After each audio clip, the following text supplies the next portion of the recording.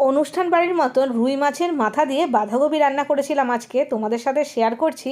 আর শীতকালের নতুন বাঁধাকপি দিয়ে এটা খেতে কিন্তু খুবই ভালো লাগবে। তো দেখুন, বাঁধাকপিটা আমি কেটে নিয়েছি আর বাঁধাকপিটা একেবারেই টাটকা ছিল।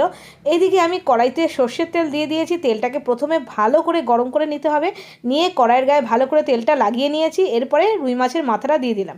এবার মাছের মাথাটাকে কিন্তু বেশ ভালো করে ভেজে নিতে হবে।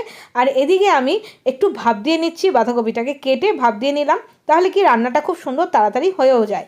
আর দেখো, এদিকে মাছের মাথাটাকে আমি ঢেকে একটু ভাজছিলাম, কারণ প্রচণ্ড পরিমাণে ফাটছিল। তো উল্টে পাল্টে বেশ সুন্দর করে কালার এসে ভেজে নিয়েছি, তারপরে তুলে নিলাম। এই তেলের মধ্যেই ফোড়নে দিলাম শুকনো লঙ্কা, তেজপাতা আর গোটা জিরে। ফোড়নটা যখন ভালোভাবে এসে গেছে তখন এরকম টুকরো করে কেটে রাখা আলু দিয়ে দিলাম।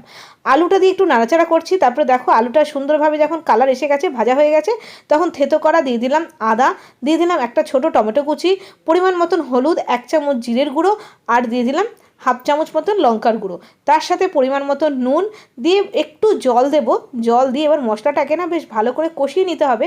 তার আগে আমি মশলাটাকে দিয়ে একটু জল দিয়ে 1 সেকেন্ডের জন্য একটু ঢেকে দিলাম। তারপরে দেখো, এখন মশলাটাকে বেশ ভালো করে সময় নিয়ে কষিয়ে নেব। বেশ ভালো করে কষিয়ে নিতে হবে। ভালো করে কষালে রান্নাটা খুবই সুস্বাদু হবে। তার মাঝখানে দিয়ে দিলাম একটা চেরা কাঁচা লঙ্কা আর পরিমাণ মতন একটু মিষ্টি। তারপরে মশলাটাকে বেশ ভালো করে কষাতে কষাতে যখন সাইড থেকে তেল ছেড়ে দিয়েছে, তারপরে আমি এই ভাপানো বাঁধাকপিটা দিয়ে দেবো। ভাপিয়ে রাখা বাঁধাকপিটা দিয়ে এবার ভালো করে মশলার সাথে কিন্তু রান্না করতে হবে।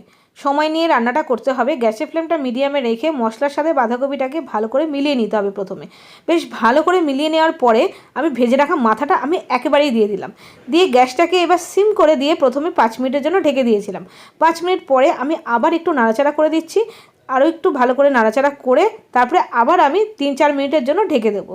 3-4 মিনিট পরে এখন দেখো, রান্নাটা হয়ে গেছে। সাইড থেকে তেল ছেড়ে এসছে, সুন্দরভাবে রান্না হয়ে গেছে। আলুগুলোও সুন্দরভাবে গলে গেছে, খুব সুন্দর একটা গন্ধও আসছে। এখন আমি নামিয়ে দেবো। তার আগে দিয়ে দিচ্ছি ওপর থেকে একটু গরম মশলা আর 1/2 চামচ মতন একটু ঘি। ব্যাস, গ্যাসটা বন্ধ করে রেস্টে রেখে দিয়েছিলাম 5 মিনিট মতন। আর এখন দেখো, সার্ভ করে দিয়েছি। এই শীতের নতুন বাঁধাকপি দিয়ে রুই মাছের মাথার এই তরকারিটা খেতে কিন্তু ভীষণ ভালো লাগে। একেবারে আমি বিয়েবাড়ির মতন সুন্দর গন্ধ আসছে। অনুষ্ঠান বাড়িতে যে করে না সকালবেলা ভাতের সাথে, ঠিক সেরকমই কিন্তু গন্ধ আসছে। তোমরা এইভাবে রান্নাটা করে দেখো, ভীষণ ভালো লাগে খেতে।